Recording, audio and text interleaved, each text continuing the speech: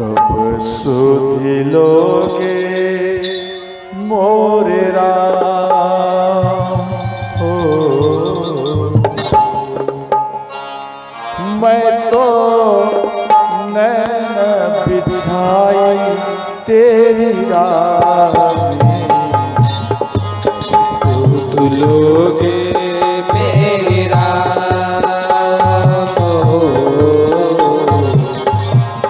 कब सुध लोगे मेरी राम।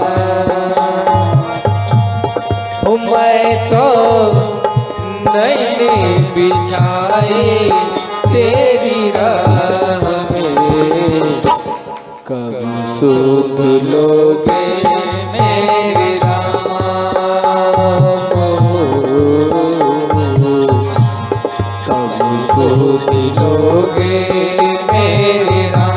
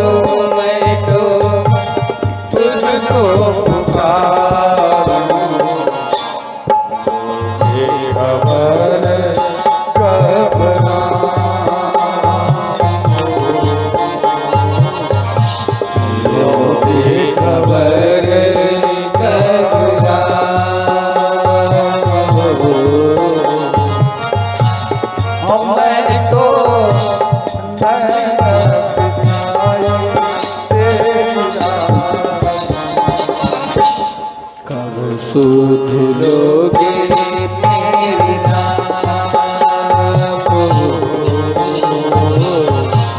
कब सुध लोगे मेरी राम।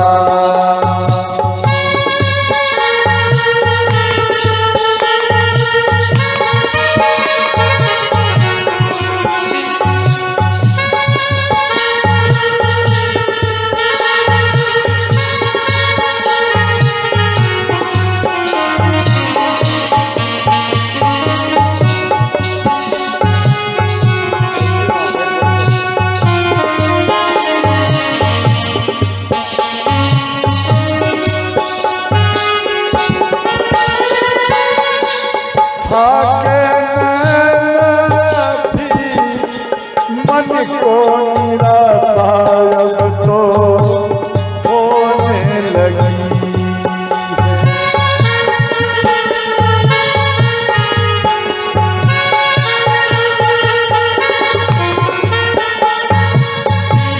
तेरा करुणा प्रभु धीरज भी अब तो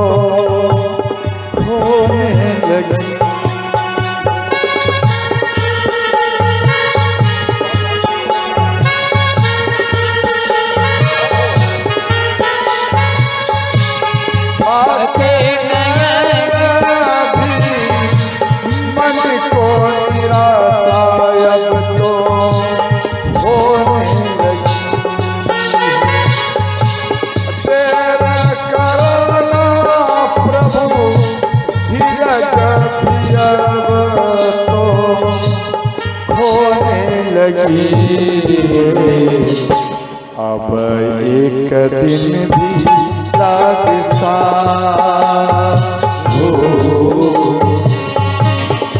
अब एक दिन लागे साए मैं तो नैन बिछाई तेरी राह कब सुध लोगे मेरी राह हो सुध लोगे मेरे राम हो कब सुध लोगे मेरे राम।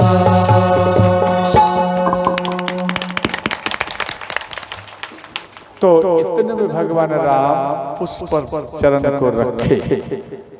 माँ सबरी मन में सोची शायद भगवान तो नहीं आ गए, और दौड़ते हुए गई, बोले हाथ जोड़ लिए माँ सबरी और कहने लगी कि हे भगवान, क्या आप भगवान राम हैं? भगवान राम मुस्कुराए, समझे, मुस्कुराए। भगवान राम केवल मुख को हिलाए, और जैसे ही हिलाए माँ सबरी अपने नयन के अस्त्र बिंदुओं से ही भगवान के चरण को पखार दिए।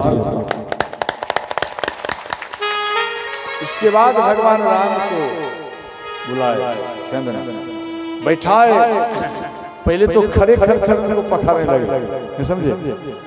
उनको ये हौस नहीं, पहले नियम था भगवान आएंगे, चटाई बिछाएंगे, भगवान बैठेंगे, चरण पखारेंगे, उसके बाद भगवान को हम पैर पवाएंगे, मीठे मीठे पैर पर। ये डेली नियम बनाई थी, ये सब नियम टूट गया। आप लोग भी देखना ही ये होगा। अभी तो हम भक्त के जो श्रोता है मेरा मुख्य, अभी किसी के दरबार में नहीं गया। एक आदमी गए होंगे, हमको उतना मालूम नहीं, लेकिन किसी के दरबार में नहीं गया, लेकिन ऐसा होगा। आप मन में सोचेंगे डेली कि गुरु जी आएंगे, हम यहाँ बैठेंगे, उसके बाद गुरु जी को हम जल पिलाएंगे, उसके बाद गुरु जी के चरण को पखारेंगे, उसके बाद गुरु जी को पंखा करेंगे। ये सब उल्टा हो जाएगा। गुरु जी खड़े हैं, चरण पखार लो। गुरु जी बैठे हैं, गुरु जी कुछ जल पी लीजिए, कुछ फल खा लीजिए। ये आपके अंदर उल्टा हो जाएगा। जब याद आएगा गुरु जी तो पानी खड़े खड़े पी रहे हैं, गुरु जी भी विभोर में एक गिलास पानी डाल दिया, समझ गया। फिर आप होश में आएगा, तो गुरु जी को बैठाए नहीं, फिर गुरु जी को बैठाने के लिए लाओ, समझ गया। सब उल्टा हो जाता, नहीं होता, सब उल्टा हो जाता। माँ सबरी के साथ में भी ऐसा हुआ। अंत में भगवान राम को बिठाए और भगवान राम को कंदमूल फल पवाए। इसके बाद ध्यान देना,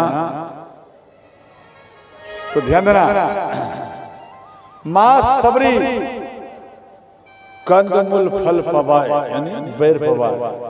इसके बाद कहने लगे भगवान हम किस प्रकार से आपका स्तुति करो, हमको मालूम नहीं है, हमको कुछ ज्ञान ही नहीं है, मैं किस प्रकार से आपका स्तुति विनती करूं। तो इधर भगवान राम बोले ही माता आप ऐसा क्यों सोच रही हैं? बोले भगवान ना तो मैं पढ़ी लिखी हूं, हम केवल गवारी हूं, गवारी माना मूर्ख हूं, समझ गए। और यहाँ दिया है आधाम आते आधाम आधाम आती नारी, आधाम आते आधाम आधाम आती नारी। अर्थात आधाम आते आधाम, और उसमें भी हम नारी हो। तीन माह में मति मंद गवारी,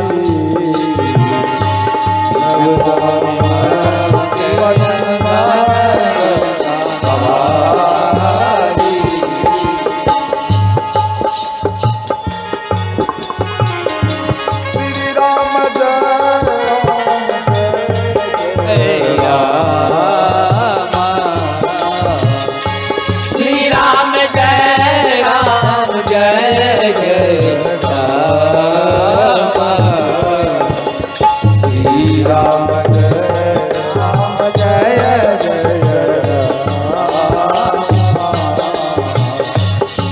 राम जय राम जय जय राम। हर हर महादेव।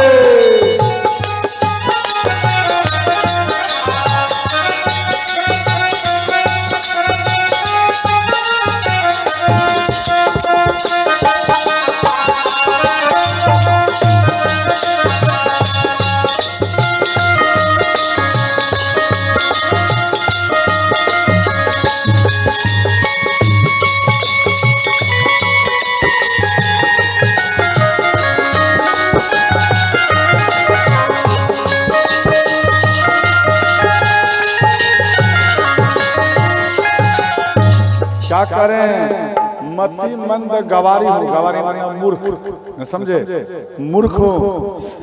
हे भगवान, हम आपको किस विधि आपका मैं स्वागत करूं, किस विधि हम आपका आरती करूं, स्तुति करूं, हमको नहीं आता।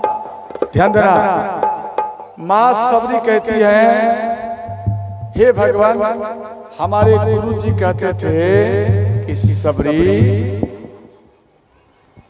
भगवान राम का ध्यान देना, जितना ओ आ क ख है ना, क ख होता है ना, ओ आ ई ई उ उ हर्षई दुर्गई, ये जितना पहाड़ा है ओ आ, ध्यान देना, ये सब का एक एक देवता है और ये सब मिलकर भगवान राम का दिन रात स्तुति करते रहते हैं।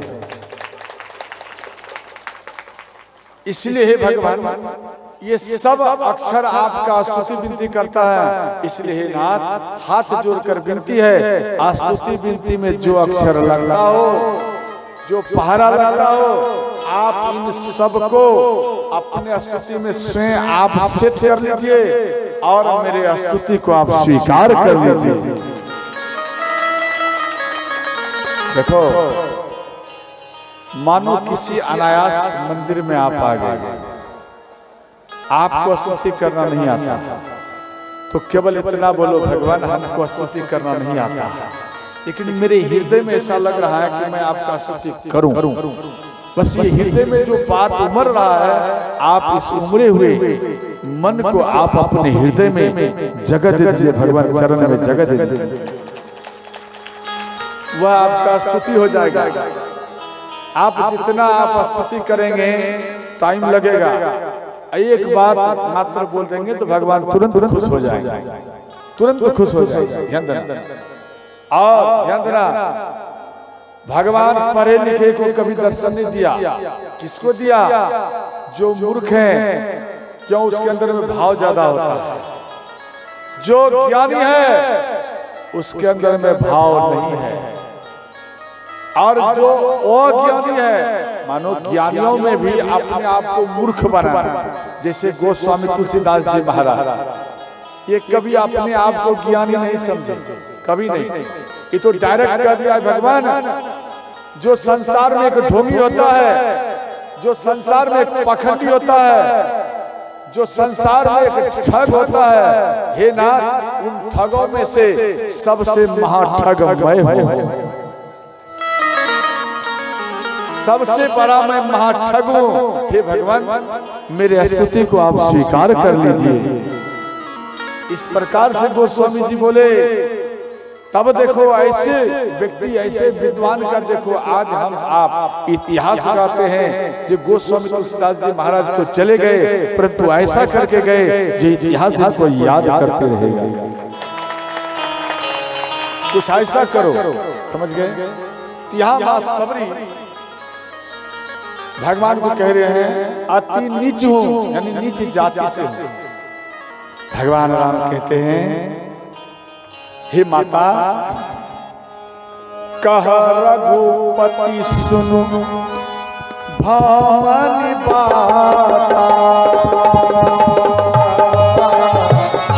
मानव के आरती करना। राम सिया राम जय जय राम। जोर से बोलो, सिया राम जय जय राम। हे माता, हम केवल भक्ति का नाता रखता हूँ, भक्ति का, जात पात का नहीं। जैसे ध्यान देना, जैसे आप ब्राह्मण हो, ध्यान देना, तो आपका ज्यादा आदर करूंगा ऐसा नहीं, या आप शूद्र हो तो आपका ज्यादा आदर करूंगा ऐसा नहीं। अर्थात हम जात पात को देखकर नहीं, हम केवल उनके भाव को देखता हूँ, उनके भक्ति को देखता हूँ। और हे माता, 9 प्रकार की भक्ति है और उनमें आपको विशेष ये 9 प्रकार की भक्ति है, हम आपको संक्षेप में सुना रहे हैं। नवदा भगत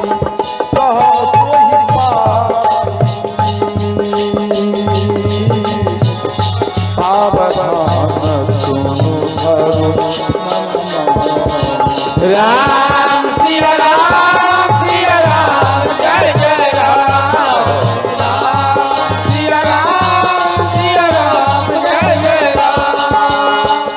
ये माता प्रथम भगति संतनकारी संगा, दूसरी रति ममता राम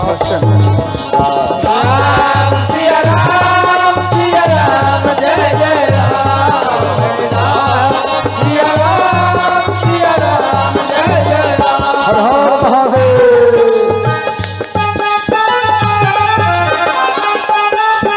जय श्री राधे।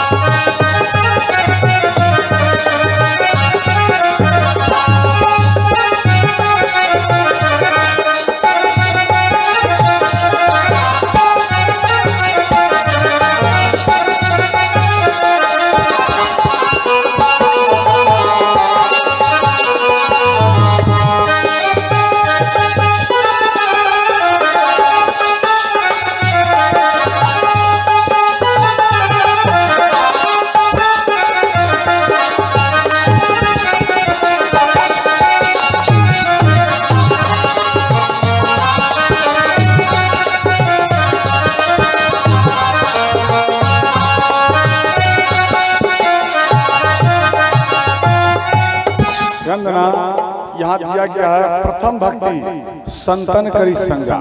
संतन किसको कहा जाता है? ध्यान देना, जैसे आप पंडाल के अंदर में समझ गए, आपका शरीर दूसरे शरीर में टच, समझे, मिला हुआ है, ये हुआ संतन करी संग। आप संग है, समझ गए। जैसे पुरुष में एक उधर बैठा, एक उधर पीछे में बैठा, तो वो संत नहीं हुआ। पुरुष में भी जो सटा हुआ है एक दूसरे के शरीर में, ध्यान देना, जो सटा हुआ है एक दूसरे के शरीर में, वो हो गया संतन करी संगा। यानी संग, यानी शरीर जब संग में मिल जाएगा तो मानो आप कथा सुनते क्रम में कुछ वर्ड आपका फिसल गया, नहीं सुन पाए। ध्यान देना, अगर आपका पड़ोसी आपके बगल में बैठने वाला सुन लिया, उसके अंदर से आरुण निकल कर आपके शरीर में ही प्रवेश कर जाएगा। बात समझ गए? आरुण निकल जाएगा, आपके शरीर में आ जाएगा। इसको कहा जाता है संतन करी संगा। और दूसरी है कथा प्रसंगा, अर्थात जिसके हृदय में, ध्यान देना, कथा सुनते सुनते कभी मन ना आघाता हो, समझे, कभी मन पूर्ण नहीं होता हो, उसके अंदर में हरदम ये बात रहता है कि महाराज जी और कथा कहे, और कथा कहे, और कथा कहे। हरदम ये उनके अंदर में सोच रहता, और काम को, रोजगार को छोड़कर वो कथा में आ जाए, कहीं मेरा एक वर्ड फिसल जाए और महाराज जी का मैं एक एक वर्ड को ग्रहण कर लूं। कथा प्रसंगा, जिनका ध्यान कथा में हो, हे माता सबरी, उसके हृदय में दूसरी भक्ति सदा विराजमान रहता है। और तीसरा है गुरु सेवा। ध्यान देना, गुरु सेवा क्या? जैसे ये जजमानी माता और जहां हम रह रहा वहां की माता, वो हरदम दिमाग लगाती रहती हैं, बाबा को मैं ऐसा क्या खाने के लिए दूं, क्या दूं सेवा, या किस तरह से सेवा करूं, हरदम रहता है ध्यान में। समझ गए? केवल जान जाएंगे रोटी बनाना तो बच्चियां सब तुरंत दौड़ते हुए रोटी बनाती। जजमानी माता सोच लिया मैं किस प्रकार जल पिलाऊं, किस टाइम जल भेजूं, ये हरदम ये रहता, सावधान होकर तुरंत व्यवस्था करता। और आपके नगर के आज दूसरा व्यक्ति जल वहां पहुंचा है, वो पहले शुरू में पहुंचा दिया, बाबा एक डब्बा पहुंचा दिया, आप आइए, ध्यान देना। ये सब है गुरु सेवा। आप मत सोचो हम मिही बाबा के शिष्य हैं, कोई मिही बाबा का भक्त आएगा तो वो सेवा होगा, नहीं। आप मत सोचिए हम रामानंदी हैं, हमारे जो गुरु है वो आएंगे तो सेवा करेंगे तो हमारे गुरु खुश होंगे, ये सबसे बड़ा आपका भूल है। आपके दरबार में जो आ गया संत, आपके जो उसी के शरीर में प्रवेश कर जाता है और आपके दरबार में चरण को रखता है, आप उनका सेवा करते हैं। समझ गए? ये हुआ गुरु सेवा। जो गुरु सेवा करता है उसके हृदय में सदा सदा के लिए तीसरी भक्ति विराजमान रहता है। और चौथी है कपट को छोड़कर गुणगान करे, यह हुआ चौथी भक्ति। और पांचवा है विश्वास के साथ गुरु महाराज जो राम मंत्र दे दिया, शिव मंत्र दे दिया, उनको जाप करना। देखो गुरु जब मंत्र देता है, आपको माँ जब जन्म देती है तो आपको एक नाम देती है, बोलो हाँ या नहीं? माँ नाम देती है या नहीं? और गुरु जब आपको जन्म देंगे, जन्म कैसा? भगवान से जुड़ने वाला सूत्र वाला जन्म, जैसे ही आपको देंगे तो याद रखना गुरु महाराज भी आपको एक नया नाम देते हैं। इसके बाद आपको मंत्र दिया जाएगा, मंत्र को जाप करना। जाप करने की भी तरीका है, याद रखना। देखो ये कितना उंगलियां हैं? 5 हैं, ध्यान देना। ये उंगलियां हुआ राम, दूसरा हुआ सीता, उधर घुमा, राम सीता और भरत, लक्ष्मण और शत्रुघ्न। ध्यान देना, ये 5 अंगुलियां यही है, इशारा। समझ गया? और जब आप ध्यान करिए जो गुरु महाराज ने मंत्र दिया, ध्यान देना, गुरु महाराज जो आपको मंत्र दिया, आप जो ध्यान करिए इन दोनों को सटाइए, माँ सीता और भगवान राम को सटाइए, तो आपको ध्यान में आएगा। ध्यान देना। और ध्यान में अगर कोई नहीं दिखाई दे, अपनी माँ और पिता का ही दर्शन करो। नयन को बंद करिए, माँ और पिता को देखिए, वही माँ पिता धीरे धीरे धीरे धीरे भगवान राम और माँ सीता का रूप धारण कर लेंगे। समझ गए? और उसके बाद ये हुआ ध्यान करने का। समझ गया? ध्यान में रहे इस प्रकार से। अरे समझ रही हो या नहीं? चाहे शिव भक्त हो या राम भक्त हो या निरंकारी हो, ध्यान देना, चाहे आनंद मार्गी हो। आज बड़े ही अच्छे व्यक्ति किराना दुकान में थे और आनंद मार्गी मिल गया, उनका नाम भूल गए। हम लिखे थे पैकेट में, कहाँ गया? कुछ नाम था किराना दुकान में, वो अगर आए हैं तो हाथ उठाइए। आप नहीं हैं, आप नहीं हैं, वो आपके यहाँ तो भंडारा पाया। वो बाबा अलग हैं, वो बाबा आनंद मार्गी का है। ध्यान देना, आनंद मार्गी का। वो हमसे प्रश्न किया, जी बाबा हमको ये बताइए राम कौन है?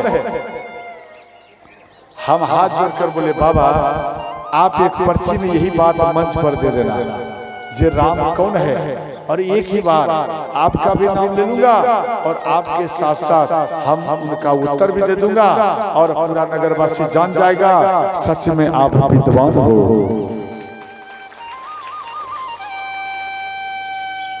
वो वहां पर बोला, नहीं यहाँ आया है तो आप यहाँ बताइए। बोले यहाँ नहीं बताऊंगा। बोले यहाँ बताने में आपको क्या लग रहा है? बोले हमारा बहुत हमारा डिस्टर्ब हम हो जाएगा, आप छोड़ दीजिए, आप आइए मंच पर, आपका स्वागत है। बोले नहीं हम नहीं जाते। उसी टाइम हम समझ गए आप क्यों नहीं जाते, क्या बात है। क्या आपका उम्र तो 60 से प्लस चला गया है, ध्यान देना, 60 से प्लस में उसका उम्र है। अब उम्र नहीं आई किराना का दुकान पकड़ने का, और आप किराना की दुकान के पकड़े हुए हो, अर्थात आपके अंदर में ज्ञान की बहुत स्कार्सिटी है।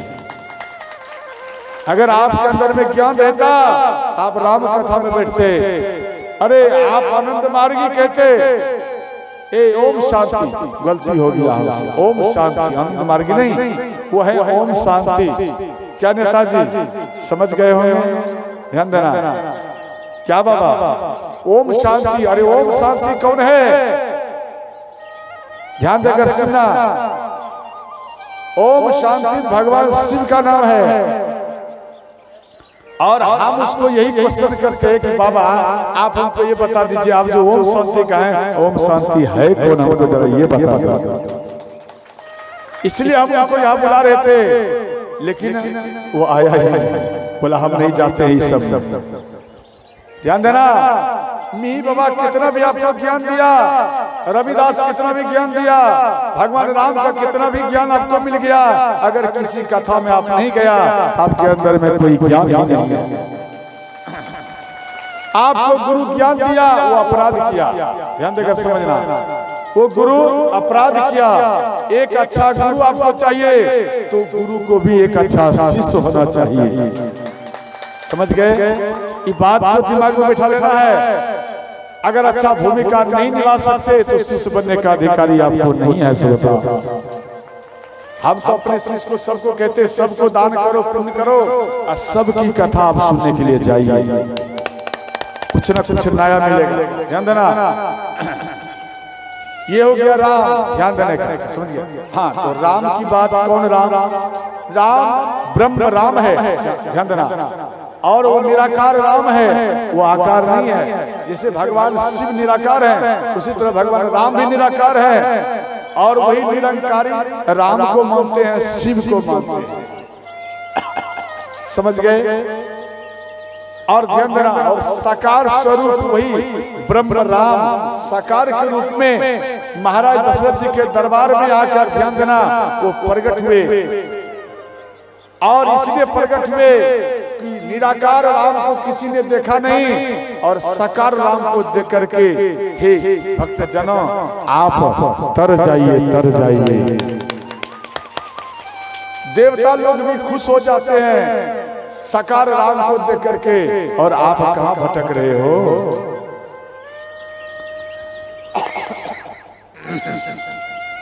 इसके बाद ध्यान देना, उंगली को देखना, ये राम है, और ये कौन है, भरत। राम और भरत को मिला दीजिए, समझ गए, राम और भरत को मिला दीजिए तो भजन होता है।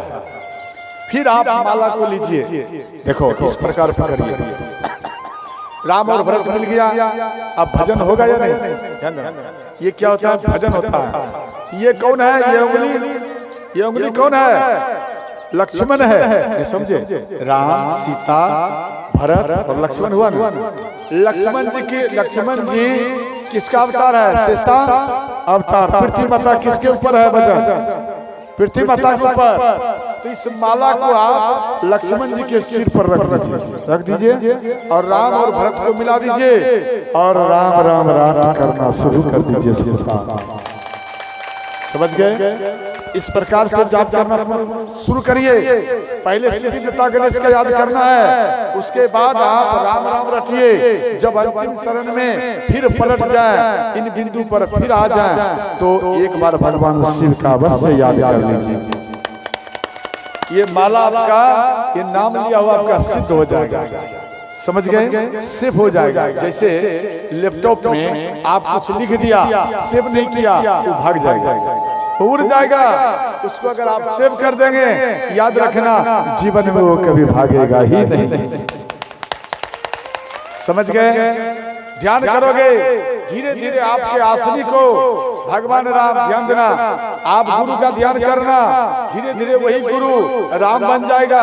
उसके बाद आपको आसनी को उठाकर अपने हाथ में भगवान ले लेंगे। उसके बाद आपका मन जहाँ जाएगा, आपको उसी स्थान में जाकर भगवान रख देंगे, भ्रमण कराएंगे। समझ गए, अगर आप डर जाएंगे, ध्यान देना, आप डर जाएंगे तब तो आप दर्शन नहीं कर पाए। क्यों? आपके आसन को भगवान उठाएंगे ऊपर, पृथ्वी को छोड़ दोगे, आप ऊपर में उठोगे। अगर डर गया तो फेल कर जाओगे। समझ गए? ये हुआ पश्चिमा भक्ति, विश्वास के साथ जप करना करो। समझ गया? और दूसरा है, छठा में है जे इंद्रिय को बस में करना, सज्जनों में प्रीति रखना। सतमा है, पूरा जगत में राम को देखे, हर जीव में राम को देखे। जो हर जीव में राम को नहीं देखता, वो मंदिर में भी केवल एक पत्थर का मूर्ति ही दिखाई देता है। इसके बाद आठवां दिया गया, ध्यान देना, ये सतमा में कहते हैं, गोस्वामी जी लिखे हैं, सतमा सवा मोही माया जगत सतमा सवा मोही माया जगत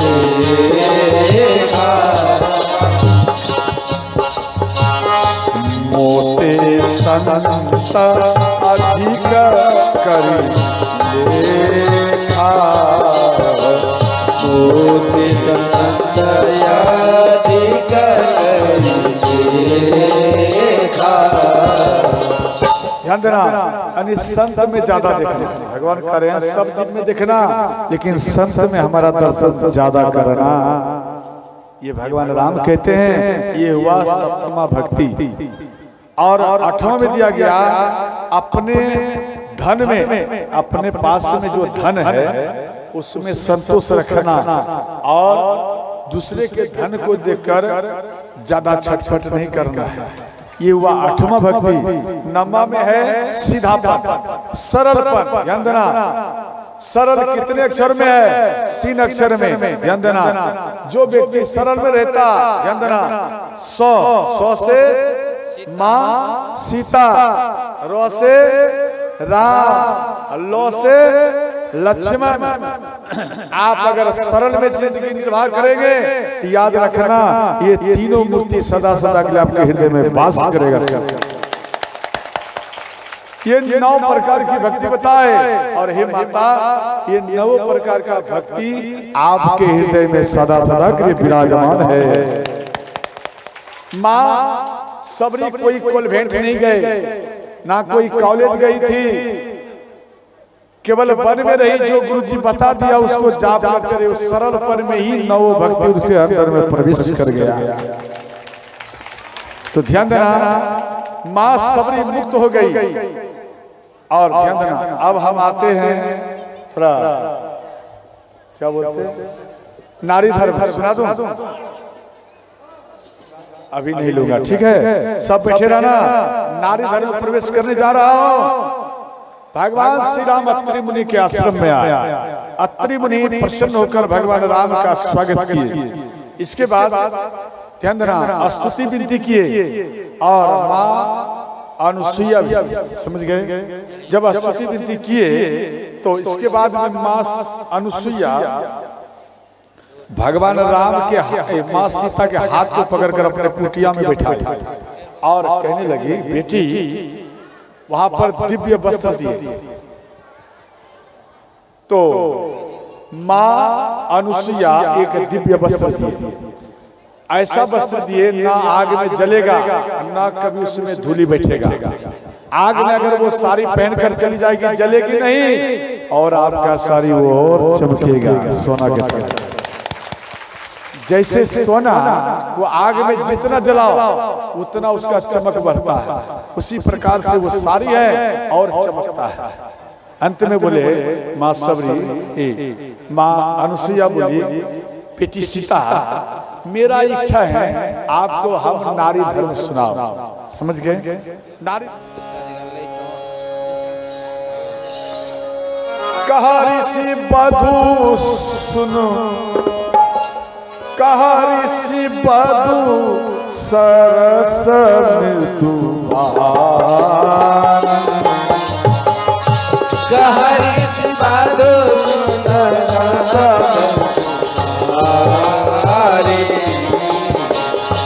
नारी धर्म कटु प्याज बखान, नारी धर्म कछु ब्याज बताने मात पिता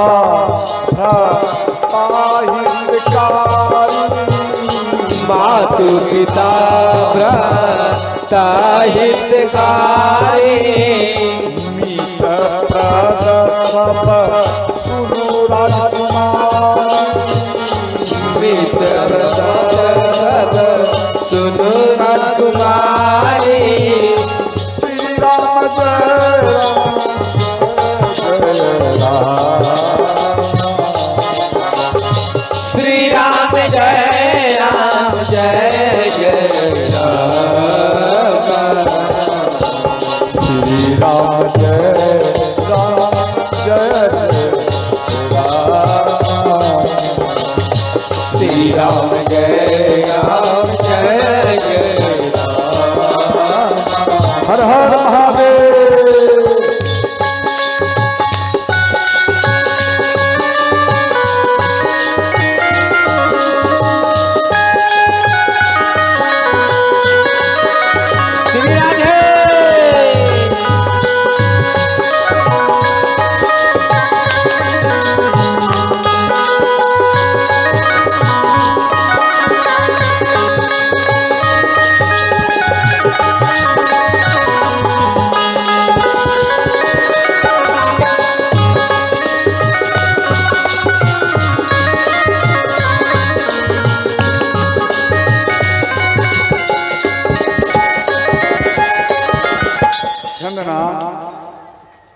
माँ अनुसुईया माँ सीता को बोली कि बेटी माता पिता का एक सीमा होता है, आपके साथ में जिंदगी भरी माँ और पिता नहीं जाएंगे, उनका एक सीमा है। और दूसरा ध्यान देना जे मित्र आफत काल परीक्षा चार, यानी जैसे आपके ऊपर संकट आ गया है, समझे, और मानो आपके ऊपर संकट आ गया है, तो जब आपके ऊपर में संकट आया तो उन समय में पत्नी पति को परखा जाता है और पति पत्नी को परख लेते हैं। संकट के घड़ी में हमारी पत्नी हमसे कितना प्रेम करती है, संकट के घड़ी में हमसे कितना पति प्रेम करते हैं, समझ गए, ये परखा जाता है। आफत काल परीक्षिए चार। और दूसरा ध्यान देना, जैसे किसी का पति वृद्ध है, जैसे विवाह कर लिया, विवाह करने के कुछ दिन बाद पत्नी या पति का आधा अंग डैमेज हो जाता है, किसी किसी का, ध्यान से समझो, जब आधा अंग डैमेज हो जाता, क्यों होता, विशेष करी देखना आप, बामा भाग डैमेज होता है, दिमाग लगा, बामा भाग क्यों होता, इसलिए होता है क्योंकि दाएं हाथ से बार बार व्यक्ति एक हाथ से प्रणाम करता और एक हाथ वज्र बन जाता है और एक हाथ आधा अंग उसका डैमेज हो जाता है, कमजोर होता है। इसलिए प्रणाम कैसे करना चाहिए, एक हाथ से, दोनों हाथ से प्रणाम करना चाहिए। किसी का चरण छूता है बच्चियां, तो वो क्या करती, बच्चियां या बच्चे वृद्ध व्यक्ति या माता लोग में भी है, कुछ माता लोग चरण में दोनों हाथ मिलाकर प्रणाम करते, या भगवती माता में जाएंगे दोनों हाथ, और कुछ कुछ व्यक्ति क्या करते, एक हाथ में लिया प्रणाम, समझे।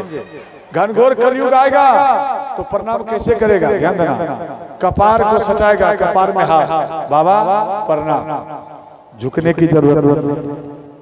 अभी तक तो घुटन तक आ गया, घुटन तक व्यक्ति प्रणाम बाबा, घुटन तक, चरण फ्री रह जाएगा, चरण तक झुकते कोई, बहुत कम आदमी झुकते, बस घुटन में बाबा। जब घनघोर कलयुग आएगा कपार में बोलेगा बाबा प्रणाम, झुकने की जरूरत ही नहीं पड़ेगा, समझ गए। इसके बाद ध्यान देना, देखो दोनों हाथ से झुककर प्रणाम करना चाहिए। जो झुकता है उसके शरीर में सदा सदा के लिए जान रहता है, उसी व्यक्ति का मान रहता है। जो कभी झुकता नहीं वही व्यक्ति टूट जाता है, वही व्यक्ति मुर्दे की पहचान होता है। यानी मुर्दे की पहचान, मुर्दा को कभी देखते हैं उठ करके बैठता हुआ या झुकता हुआ मुर्दा को कभी देखे, या आकर व्यक्ति को भी आप नहीं देख सकते। ना झुकता है वो टूट जाएगा लेकिन झुकेगा नहीं, उसी को कहा जाता है आकर की पहचान। ध्यान देना, झुकना सीखो, हरदम झुकिए, प्रणाम करिए। जितना झुकेंगे उतना शरीर आपका पुष्ट रहेगा। इसके बाद ध्यान देना,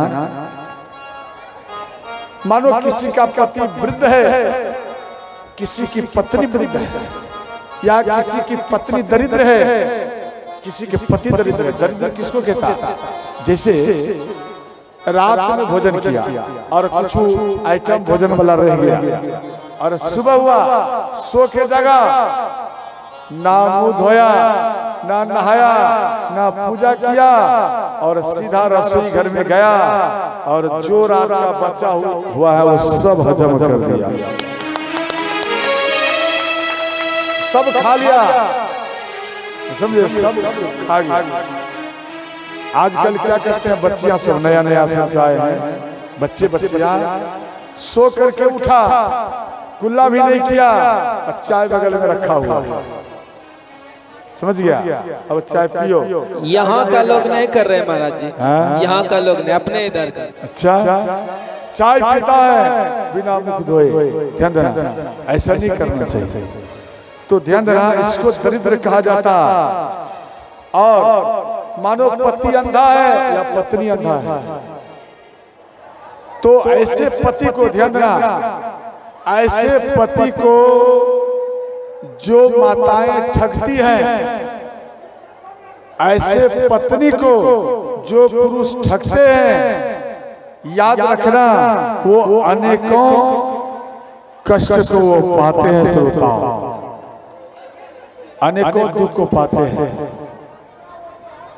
इसके बाद ध्यान देना, 4 प्रकार का ये धर्म होता है। प्रथम है उत्तम में दिया गया, सपने हुआन जगत पुरुष नाही, पुरुष जगत नाही, अर्थात स्वप्न में भी किसी पुरुष को ना देखना या स्वप्न में भी किसी स्त्री को ना देखना। आप मन में सोचें क्या करूं, नयन को बंद कर लूं, याद रखना नयन को बंद मत करिए, किसी पुरुष को ना देखना, देखो, लेकिन अगर कोई बारा है या कोई बड़ी है, ध्यान देना, तो उसको बड़े भाई के समान देखो या बड़ी बहन के समान देखो, देखने में माना नहीं है। या कोई स्त्री या पुरुष मानो छोटा है या छोटी है, तो आप उनको बेटी के समान, बहन के समान देखिए, आप उनको छोटे भाई के समान और अपना बेटा के समान देखिए, आपका बल बढ़ेगा। समझ गए? तो इसके बाद दिया गया, ध्यान देना, देखो, मानो जो पति को ठगती है, समझे, जो पति को ठगती है, जो पत्नी को ठगते हैं, वो 100 वर्ष तक रोवर नरक में ही वास करता है, करती है। इसके बाद दिया गया बिनु श्रम नारी, ध्यान देना, यहाँ 2 शब्द लिखे हैं,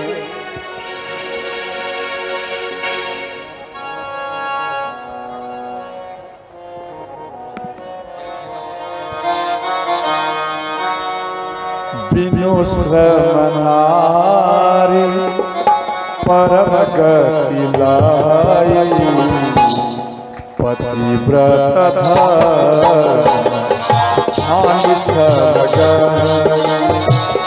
बिनु श्रम नारी पतिव्रत लाई,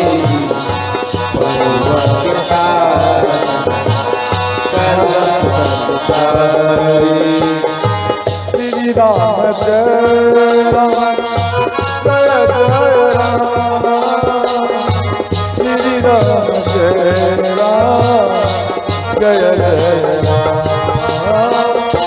श्री राम जय राम जय जय राम श्री राम जय राम जय जय राम श्री राम जय राम जय जय राम श्री राम जय राम जय जय राम श्री राम जय राम जय जय राम श्री राम जय राम जय जय राम बिनु श्रम नारी परम गति लहर। जैसे ध्यान देना, कई माताएं कई पिताएं, ध्यान देना, वो केवल दिखावा प्रेम करते हैं, अपने पत्नी से दिखावा प्रेम करते हैं। कई पत्नियां मानो कई माताएं हैं, वो अपने पति से केवल दिखावा प्रेम करते हैं। वो दिखावा क्या? जैसे अच्छा, तीज पर्व कौन कौन करते हैं? जरा हाथ उठाइए माता लोग, हाथ उठाओ। तीज पर्व नहीं करते? बोलो ना हाँ या नहीं। जो जो तीज पर्व करते हैं वो जरा हाथ उठा। डरते क्यों? कोई बात विशेष बात बताऊंगा। ढेर व्यक्ति होगे तो विशेष बताऊंगा, कम होगे तो नहीं बताऊंगा। समझ गए? जो जो तीज पर्व करती है माँ, जरा हाथ उठाइए, प्रेम से उठा, बेधड़क उठा। बहुत सुंदर, और अच्छा से उठा, जोर से, बहुत सुंदर। हाथ को नीचे करिए। अच्छा, पुरुष लोगों में कौन तीज पर्व करते हैं? जरा हाथ उठाइए। आप तीज पर्व करते हैं? हाथ को नीचे क्यों कर रहे? ए हंसती है क्यों? बोल। आपकी पत्नी, ध्यान देकर समझना, आपकी पत्नी तीज पर्व करती है, समझ गए? करती हो ना? तो हाथ उठाने में क्यों कह रहा है? बोलो, उस टाइम क्यों नहीं हाथ उठाई? आपकी पत्नी तीज पर्व करती है तो आपका भी पति का कर्तव्य है तीज पर्व करना। तो पुरुष में जितना व्यक्ति तीज पर्व करते हैं, जरा वो हाथ उठाइए। आप तीज पर्व करते हैं पत्नी के लिए? हाँ, चलो एक व्यक्ति आपके नगर में मिला। समझ गए? ये पत्नी वर्ता पुरुष है, आप पति वर्ता स्त्री है। समझ गए? ध्यान देकर समझना मेरी भैया। देखो, इसमें हंसी की बात नहीं होनी चाहिए। तीज पर्व करना अच्छा बात है, हम भी तीज पर्व करते हैं। अब आप सोचेंगे बाबा तीज पर्व किया, ध्यान देना, आपकी पत्नी जो तीज पर्व करती है, ध्यान देकर समझना, किस लिए? आप किस लिए करते हैं? कि मेरे पति का आयु बढ़ जाए। बोलना है या नहीं? जोर से बोलो। करते ना? उसी प्रकार से आपके पति का भी कर्तव्य है या नहीं है? बोलो सीने पे हाथ रखकर कि मेरे भी पत्नी का आयु लंबा हो जाए।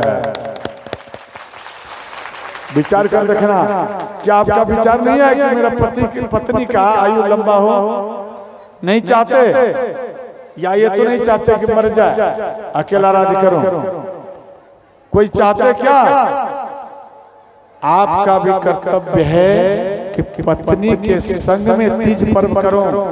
अरे वो तो भोजन भी नहीं पाती है, भोजन को छोड़ो, जल भी नहीं पीती है। जल हमको मालूम है, वो जल भी नहीं पीती। अरे आप मानो आपकी पत्नी जल नहीं पीती है तो आप केवल शरबत में रहिए, तो भी आपको उतना ही पुण्य मिलेगा। ऐसा नहीं दाल भात तरकारी खा लीजिए, ऐसा नहीं हो, समझे? दाल भात तरकारी नहीं खाना।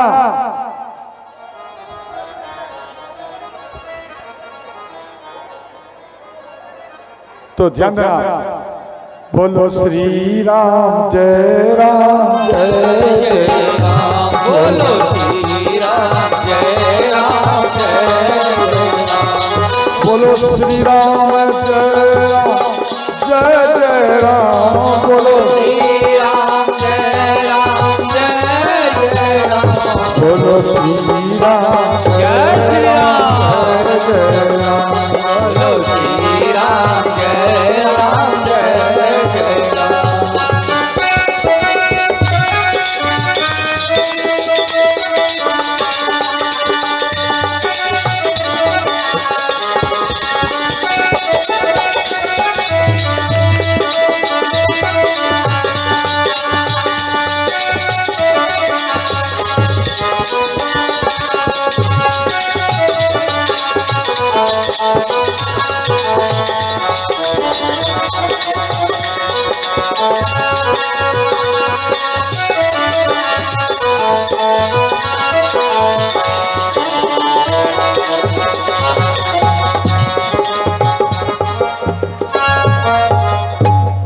तो ध्यान देना, एक जल एक बूंद तक नहीं पीते, समझ गए? उसी प्रकार से आप जल ही पी लीजिए, लेकिन भोजन मत खाइए और अपने पत्नी को सहयोग करिए। फिर भी अगर आप करेंगे इस प्रकार से तो आपका भी तीज पूर्ण हो जाएगा और आपकी पत्नी का आयु लंबा हो जाएगा। अच्छा एक बार बताइए, पति का लंबा आयु हो जाएगा तो माता लोग ढेर करताल बजाती है, यानी ये खुश हो जाती है। और पत्नी का लंबा आयु हो जाए तो पुरुष लोग क्यों नहीं करताल बजाते हैं? बताओ, क्या अंदर में कुछ है क्या? ऐसे से क्या बजाते हो? मच्छर मारते हो? जोर से बजाएंगे तभी तो जानो कि आप भी उतना ही सपोर्ट करते हैं जितना आपकी पत्नी आपको चाहते हैं। समझ गए? नहीं समझे? आधे आधे वही है। नहीं समझे? आधा आधा करताल बजाया और आधा आपको दिखा दिया काम किया। समझ गए? ध्यान देना।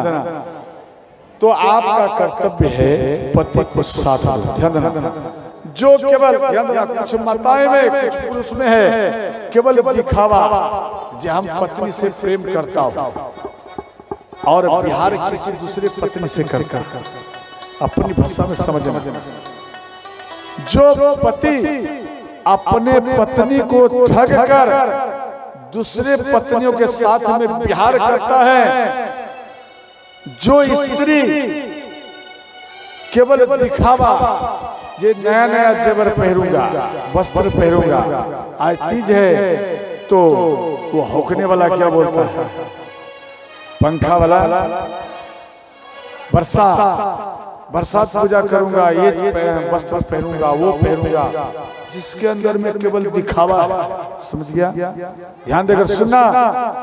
और दूसरे पुरुष के साथ में विहार करता है, याद रखना मेरी मैया, याद रखना मेरे बाबा, उसी का जब दूसरा जन्म होता है तो वही विधवा होता है और विधवा होती है।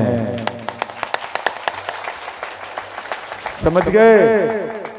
ध्यान में बैठाना।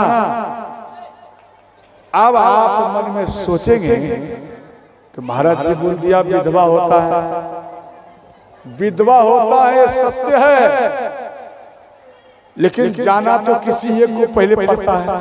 बोलो ना, है या नहीं? क्या वो भी विधवा नहीं? याद रखना, उसका भी एक समय होता है। और विधवा, ध्यान देना, विधवा वो होता है जिनका पति अकाल मृत्यु में चला गया, जिनकी पत्नी अकाल मृत्यु में चली गई। समझ गए? ब्रह्मा जी सृष्टि के रचना में मनुष्य के लिए 40 वर्ष का उम्र ढूंढे। समझ गया? मनुष्य को बोले आप पृथ्वी में जाइए, 40 वर्ष का उम्र आपको दिया जा रहा है। मनुष्य बोले भगवान, ब्रह्मा जी को कह रहे हैं कि भगवान 40 वर्ष के लिए जाऊं और तुरंत आ जाऊं, इससे तो ना जाना ही अच्छा होगा। तो ब्रह्मा जी बोले बेटा आप तत्काल बैठो। समझ गए? अगर कोई ऑफर आएगा उम्र आपको दिया जाएगा। बोले ठीक ठीक। वो मनुष्य बैठ गया, उधर से बैल आया, बैल को बोले ब्रह्मा जी कि आप पृथ्वी में जाइए, 40 वर्ष उम्र होगा और दिन रात आप कोल्हू में घूमते रहे। तो वो बैल बोले भगवान हमको 40 वर्ष उम्र नहीं चाहिए, एक काम करिए इसको आधा कर दीजिए। तो श्रोताओं बैल का भी आयु हो गया है 20 वर्ष ही होता है। तो मनुष्य इधर बैठा हुआ है, भगवान ब्रह्मा को बोले भगवान एक काम करिए, ये जो 20 वर्ष आयु है ना ये हमको दे दीजिए।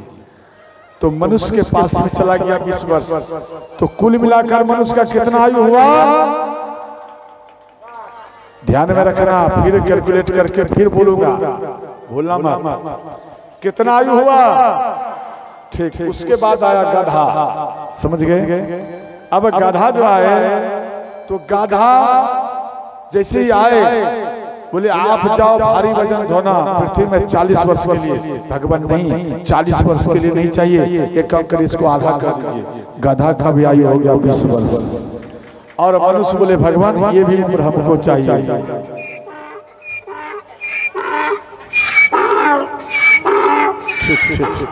अब बताइए गधा और मनुष्य का आयु कितना हो गया? कितना हुआ? जोर से बोलना करो, हमको भूखाओ का समझ गए, आवाज खराब है, एक बार में बोल दिया गया। 80 हुआ। उसके बाद आया कुत्ता। कुत्ता कहां से? ध्यान देना, कुत्ता आ गया। कुत्ता को बोले पृथ्वी में जाइए, आप जूठा खाना और दरबार में पहरेदारी करना, 40 वर्ष आयु। तो कहने लगे नहीं हमको 40 वर्ष नहीं चाहिए, इसको आधा करिए। तो कुत्ता का भी आयु 20 वर्ष हो गया। और मनुष्य बोले, मनुष्य इधर बोल रहे भगवान इनका भी आयु आने दो ना। तो मनुष्य का आयु कितना हो गया? 100 हुआ। उसके बाद उल्लू आया। उल्लू को बोला गया कि आप पृथ्वी में जाइए, आपको रात में दिखाई देगा अंधेरे में, और रोशनी में आपको दिखाई नहीं देगा, आप शोभा बढ़ाएंगे, जाइए। 40 वर्ष उम्र। उल्लू बोले भगवान इतना उम्र नहीं चाहिए, मानो दिन हो जाएगा, बच्चा लोग कंकर मारेगा, हम मर जाएंगे, इससे अच्छा है 20 वर्ष मेरा आयु कर दिया जाए। तो उल्लू का भी हो गया है 20 वर्ष। मनुष्य बोले भगवान आने दो ना इधर, जो उम्र आ रहा है। तो मनुष्य का कितना हो गया? 120 ना, ध्यान देना, 120 हो गया। अच्छा एक बात बता, उल्लू को किस टाइम दिखाई नहीं देता है? रात में दिखाई नहीं देता है, उसको दिखाई देता है। अच्छा आपको रात में दिखाई देता है? दिखाई देता है। अच्छा दिन में आपको दिखाई देता है? बोलो ना है। अगर दिन में 12 बजे दिन में और एक कमरे में पूरा पैक कर दिया जाए, कहीं से रोशनी नहीं आवे, तो क्या फिर भी किताब को पढ़ लोगे? अभी तो बोले दिनों में दिखाई देता है। आपसे हमसे अच्छा तो कौन है? उल्लू है, जो कि रात में भी उनको दिखाई देता है। इसका प्रमाण चाहिए या आप समझ लोगे? इसका प्रमाण चाहिए या छोड़ दो? प्रमाण सुना दो, ध्यान देना। प्रमाण है आपका आयु कितना है? 40 वर्ष। मनुष्य का आयु, मेन आयु 40 वर्ष। बचपन से लेकर 40 वर्ष के उम्र के अंदर में जो कुछ आप चाहेंगे करने के लिए आप कर बैठेंगे, उसके बाद आप कुछ कर नहीं पाएंगे। बेटा हो जाएगा, बेटी हो जाएगी, माँ है, पिता है। 40 वर्ष के बाद किसका आयु है? किसका आयु है? नींद का आयु। एक कंकर ला, आज मैं इस माता का सिर फोड़ूं, जरा लाओ तो। एक कंकर उठा के दीजिए, जो सोएगी निशाना बना नहीं, सिर फूट जाएगा, फिर वो उसको नींद नहीं आएगी। ध्यान देना, तो 40 वर्ष की उम्र तक आप जो कुछ करना चाहेंगे वो होगा। 40 वर्ष के बाद आपके ऊपर वजन आएगा। तो किसका आयु है 40 वर्ष के बाद? बोल बोल। हाँ ठीक, डिकरिए मत। बैल का आयु है, तो जब बैल का आयु है तो ध्यान देना, तो जिस तरह बैल कोलू में दिन रात चलता है, उसी प्रकार से आपको भी दिन रात मेहनत करना पड़ेगा, तभी बेटा बेटी का आप भरण पोषण कर पाएंगे, वरना नहीं कर पाएंगे। समझ गए? और इसके बाद किसका आयु है? गधा का। पंडित जी फेल हो गए। हाँ, गधा का आयु 60-20-80, ना 40-20 बैल हो गया और 60-20-80, यानी 60 के बाद है गधा का। आप मानो बाजार गया, समझ गए? जैसे आप अभी हैं, याद रखना, बाजार जाएंगे, कुछ ऐसा सामान मिल जाएगा 25 किलो का कट्टा, कोई व्यवस्था नहीं मिला तो सिर पर रख दोगे और मस्ती से टहल लगाते घर चले आओ। गधा का सामान भारी वजन जाना, ये 20 वर्ष आपका चलेगा। उसके बाद आयु किसका है?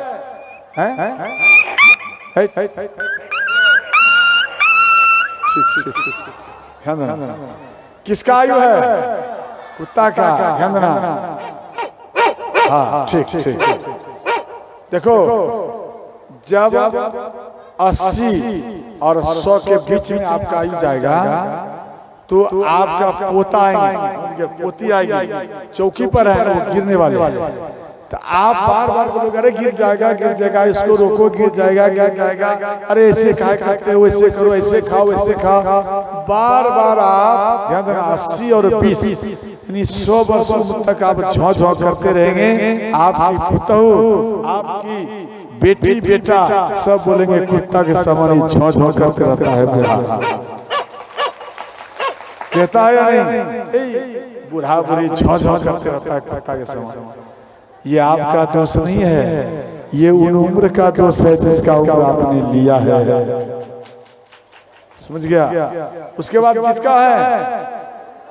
जब 100 पार कर जाएंगे तो एक चौकी पर बैठे रहेंगे और कौन आया और कौन गया केवल टुक आप देखते रहोगे, कुछ बोल नहीं पाओगे।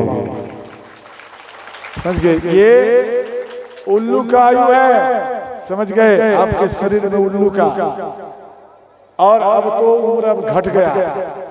भगवान से जितना व्यक्ति दूर भागेगा, कई व्यक्तियों को तो हमने देखा कि चंदा लेने के लिए आ रहा है, ताला मार के दूसरे दरवाजे में चला गया, ताला मार दिया और दूर में जाकर बैठ गया। और हम लोग देख लिया, हम लोग हंस रहे हैं, देख कैसे ताला मार रहा है। कहीं ऐसा नहीं, एक समय ऐसा आ जाए जिस दरबार में व्यक्ति मुक्त होने के लिए जाता है बैकुंठ में, कहीं वहां का दरवाजा इसके लिए बंद न हो जाए। आप संत के लिए दरवाजा में ताला लगाओगे, याद रखना मेरी मैया, आपके कर्म के अनुसार उन दरबार में ताला लग जाएगा तेरे लिए। अरे कितना लेगा? 1000 रुपया लेगा, 2000 लेगा। हम तो किसी व्यक्ति को पूछे तो वो बोला बाबा हम उधर भी दिया, हम बोले कितना दिया? तो 500। आपके देविका की बात है, देविका ग्राम का। बोले उधर उस टोला में किया, दूर में किया तो 500 दिया। ध्यान देना। और आपके गांव में कर रहा है तो आप कितना दोगे बताओ? आपके घर में कर रहा है। बोले कितना दूंगा? 11 रुपया दूंगा। बोले अच्छा, इससे विशेष आपका लिंक उधर था, इससे यही मालूम है। इधर आपका लिंक है, ये लिंक आपका फैल है, यानी भगवती माता से आपका उतना प्रेम नहीं है, इसका परिचय यही हुआ। देखो, हम यहाँ से उदास में जाएंगे या प्रसन्न में जाएंगे, इनका दायित्व स्वयं माँ भगवती करेगी, हम नहीं कर सकते। श्रोता, और माँ भगवती का अंश से आप अंग हैं। आप क्या करोगे नहीं करोगे वो जाने। हम कुछ नहीं, हम तो केवल यहाँ राम राम जाप करने के लिए ही आए। और ध्यान देना मेरी मैया, इसलिए 40 से 45 वर्ष की उम्र में जिस व्यक्ति का मृत्यु होता है उसको अकाल मृत्यु कहा जाता है। और मानो किसी का पति चला गया, किसी की पत्नी चली गई, तो वो किसी को गुरु बना लीजिए, समझ गए, या शिव जी को बना लीजिए, या किसी चलते फिरते नर रूपी हरि को गुरु बना लीजिए। आप माला ले लीजिए, तिलक लगाइए, याद रखना स्त्री हो या पुरुष हो, वो फिर भगवान के दरबार के लिए आप विधवा नहीं हुए, विधवा नहीं हुए सोचता।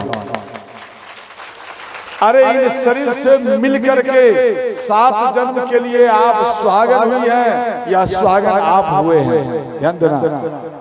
और भगवान से जब आप लिंक जोड़ लोगे, तिलक लगा लोगे, जाप करोगे, राम मंत्र शिव मंत्र आ जाएगा, तो याद रखना आपका पति, ध्यान देना, जब तक भगवान राम रहेगा, जब तक भगवान शिव रहेगा, तब तक आप सुहागन ही रहेंगे, चाहे आप करोड़ों बार जन्म क्यों न ले ले, समझ गए। इसलिए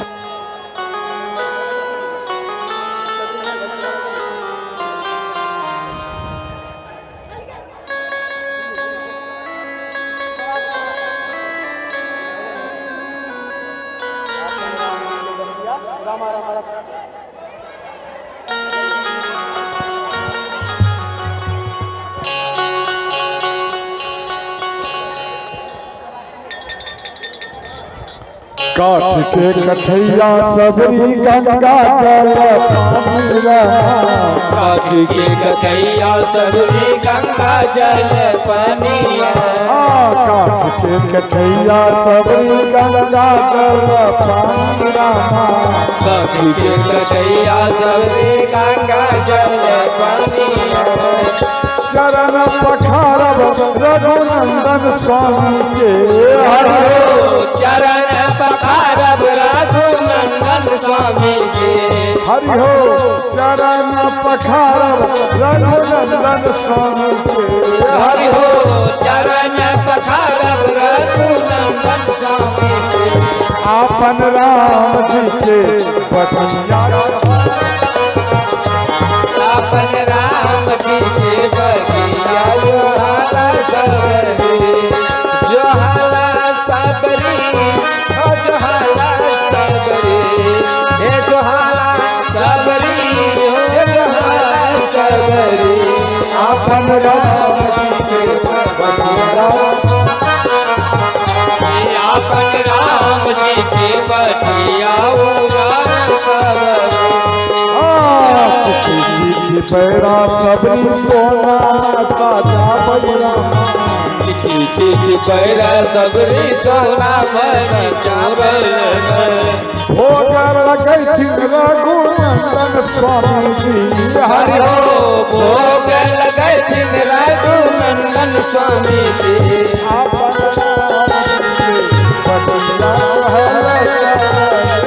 आपन राम जी के बटिया, उजाला सबरी।